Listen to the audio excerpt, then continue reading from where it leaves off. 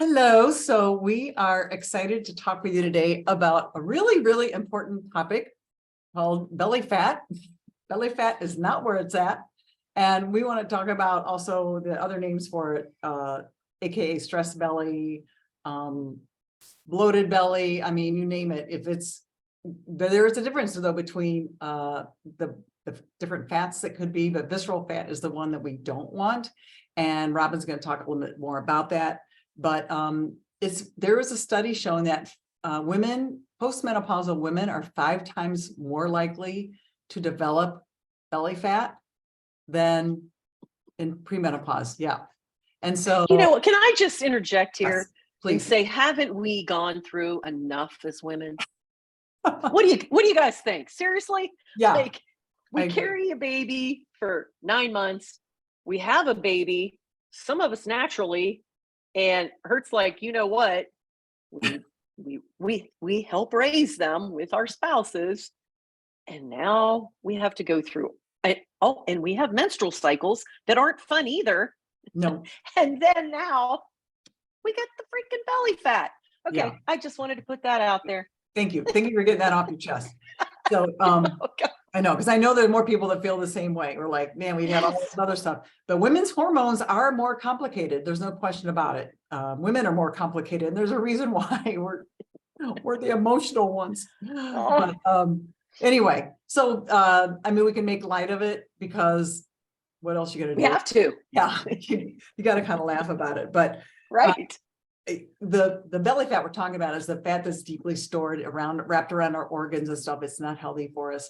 And we will talk a little bit more about the difference between that and subcutaneous fat. But there are ways that we can mitigate it and ways that we can feel better about it and get our girlish waist back, so to speak. So I know, Robin, you wanted to share some stats. Well, first things first, I think you wanted to go over the measurements. Oh, yeah.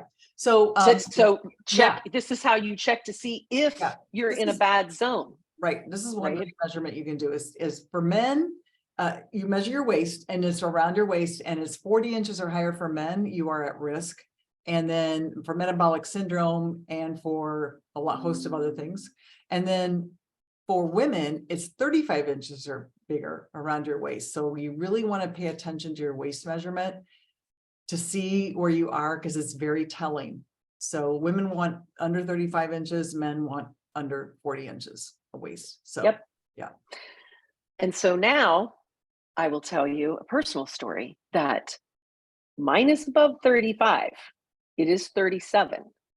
And it just happened in the last 6 months, right? I went through, and mine is, I'm telling you, and I'm going to this cellular health doctor. Stress. It's stress because I had the surgery. I had a hip surgery first a year ago. Now I had a shoulder surgery 14 weeks ago, and my body is like, what are you doing? Why are you stressing me out? And then all of a sudden, like the belly fat and I'm like, okay, something's happening here. And I'm sure too, Kim, that it's probably because I am postmenopause, and there's other factors that are going on too. And it is very frustrating. So listen, if you're out there and you're feeling like I'm feeling, and if you just went in and got the tape measure and you measured your waist, you're not alone. I am with you, and we can work on it together. And here's some ways that you can work on it together. Mm-hmm. One of the ways is you limit your sugar, guys. And you've heard Kim and I talk about sugar is the devil. And, you've got to stay away from the bad sugars, the bad sweetened drinks, the sodas. So added sugars, right? You can have things like fruit, but don't overdo, because it can be too much too. You want to eat more protein. Listen to this. Protein also has other benefits. It reduces your cravings by 60%. More protein reduces your cravings. That's a lot. It boosts your metabolism by 80 to 100 calories a day. So it can help you eat up to 441 less calories. So eat. And when we say protein, Kim, you want to give them some tips on good proteins? Sure. Yeah. Well, especially you want clean protein. And what I mean clean protein, if you're eating beef, you want to focus on grass-fed, organic. With fish, you don't want farmed fish, you want the fresh, not fresh caught, what do you call it? In the Fresh. wild caught. Why are we both stumbling on I don't that? know. Wild caught Fish. And I will talk more about the fatty acid fish that is really, really important. But yeah, you want that chicken, pasture raised, free range chicken, organic chicken, and you just want the healthy proteins, and you get a lot from fish, you get a lot from chicken is a really great source. And I'll just talk about now, the omega-3s are so important. Your eggs. Oh yeah, eggs, protein. Oh my gosh, Eggs. eggs. Yeah, there's only So like good. six grams of protein in eggs, so I do 2 or 3 eggs at a time. So I Me too. beef it up. Sometimes I do 4 egg omelet. Nice, Delicious. yeah, yeah. And you get Okay, 24 go grams ahead. of Sorry. protein. Yeah. So think of the smash fish, and it's an acronym for SMASH, and it's salmon, mackerel, anchovies, sardines, and herring, and those are so good. And sardines, I love them. I know Robin doesn't like them as much as I do, but I love mashing them up with avocado and sauerkraut. OMG. It is so I'm going to good. have to go buy a can and just try it. And remember Chandra said she mixed it with hot sauce. Yes. That might help. So I'm going to have to try it, and then I'll probably eat my words. So I hope so. Anyway, I know. yeah, pun intended. So okay.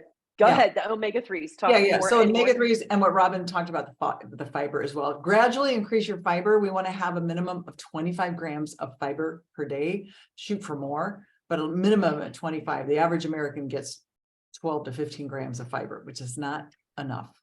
And can I add into that? I read even 10 grams a day of soluble fiber can cause 3.7% reduction in visceral fat.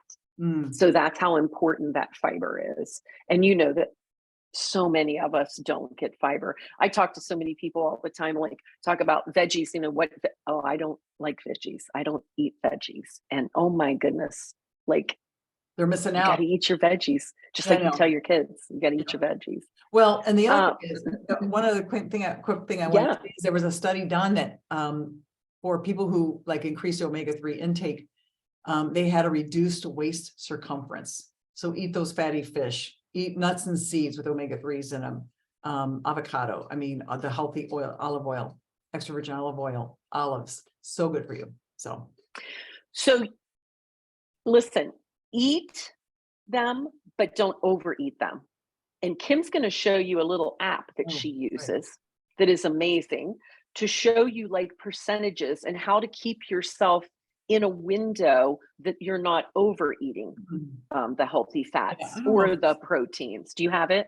I do. So yeah, it's right. Can you just open it and show us like that? Secret. Yeah, it's called Fat Secret, and it's a tracking app. It's a great tracker, and like I tracked on Monday. I was tracking my, oh my gosh. I tracked on Monday everything what I was getting, and so what it has is a great summary at the bottom, and I don't know how much this will show through, but it does this. I don't count calories, but I don't know if you can see that, Robin. But see this circle, the donut. So the orange, or kind of orange, is the fats, healthy fats. The red is protein, and the blue is carbs. So I got 53% fat that day, and 20 more carbs, more protein than carbs.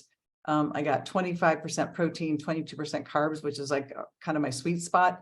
But it shows me like my fiber was 28 grams of fiber. My sugars were only 15 grams of sugar. You want to be under 25 grams of sugar. My protein was 96%, which is huge, or 96 grams, which we want to shoot for 75 to 90 grams a day for women. And let's see. And so that's what I really kind of follow, those parameters, because it keeps you in your healthy zone.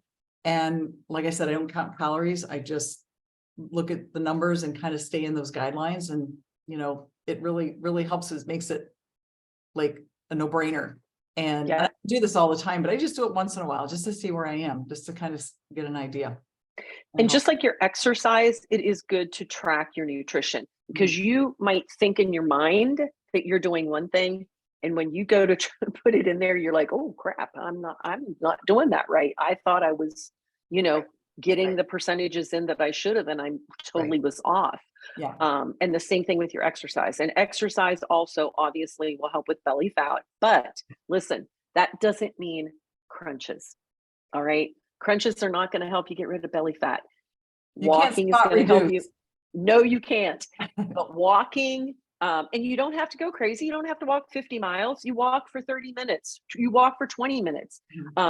Swimming is really great.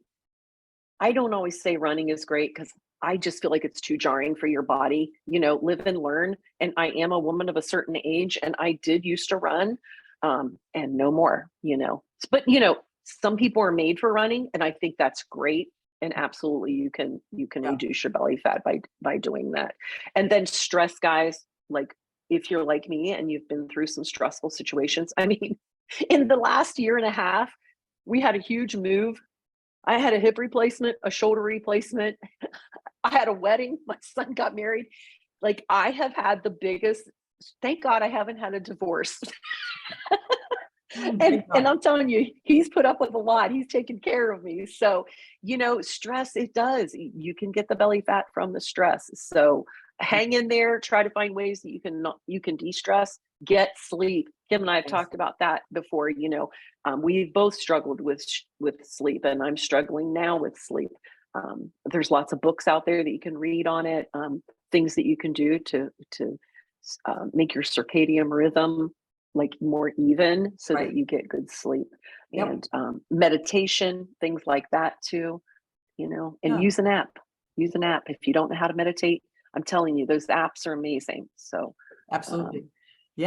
So I think that's it. But we don't have to live like that with belly fat. There's things we can do to mitigate it. So yep. And so if you have questions, let us know. And Kim, can you drop in those percentages in our comments so that they'll know how much, what things we were talking about. So sure, we'll do. All right. Well, I'm going to say we'll see you next week. Have fun and live young. Yeah. We'll see you next week. Yes. All right. Bye-bye.